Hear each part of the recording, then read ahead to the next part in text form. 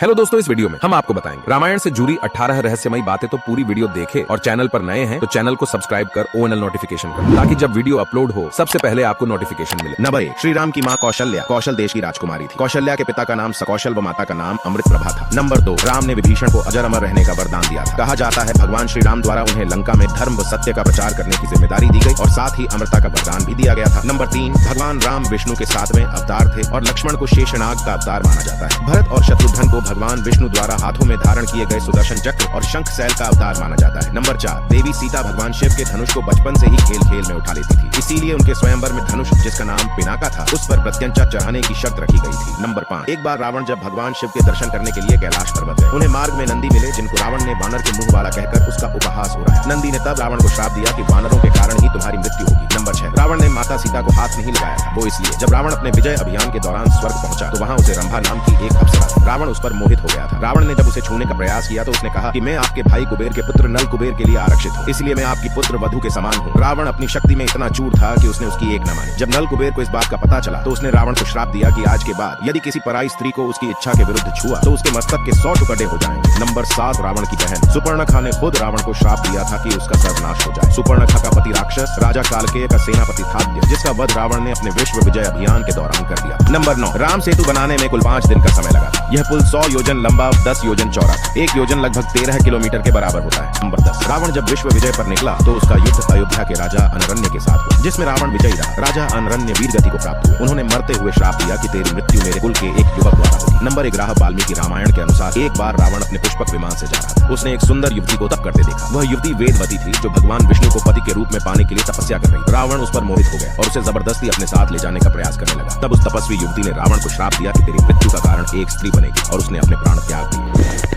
Number 12, Ravan जब अपने विश्व विजय के अभियान पर था तो वह यमपुरी पहुंचा, जहां उसका युद्ध यमराज से हुआ। जब यमराज ने उस पर कालदंड का प्रहार करना चाहा तो ब्रह्मा जी उन्हें रोक दिया, क्योंकि वरदान के कारण रावण का वध किसी देवता द्वारा संभव नहीं था। नंबर 13, वनवास के दौरान श्री राम ने कबंध नामक एक शापित राक्षस का वध किया था। उसी ने राम को सुग्रीव से मित्रता करने का सुझाव दिया। नंबर 14, रावण ने ब्रह्मा जी से अमृता का वरदान मांगा था तो ब्रह्मा जी ने अमृता का वरदान नहीं दिया। तब रावण ने अपनी मृत्यु किसी भी राक्षस व देवी देवता से न हो ऐसा वरदान मांगा था, इसलिए भगवान विष्णु ने साधारण मनुष्य के रूप में जन्म लिया था, क्योंकि रावण मनुष्य को नीरबल मानता था। नंबर 15, श्री राम का अवतार एक पूर्ण अवतार नहीं माना जाता। श्री राम 14 कलाओं में पारंगत थे जबकि श्री कृष्ण 16 कलाओं में पारंगत थे। ऐसा इसलिए था कि रावण को वरदान प्राप्त है कि उसे कोई देवता नहीं मार सका, उसका वध कोई मनुष्य ही कर सकता है। नंबर 16, जब भगवान राम ने समुद्र में मार्ग बनाने के लिए अनुरोध किया था परंतु समुद्र ने भगवान राम के अनुरोध को नहीं सुना तो क्रोधवश श्री राम ने ब्रह्मास्त्र का आह्वान किया, जिसके एक बार आह्वान करने पर उसका प्रयोग करना अनिवार्य था। समुद्र ने श्री राम की मदद करने का अनुरोध किया, तब भगवान राम ने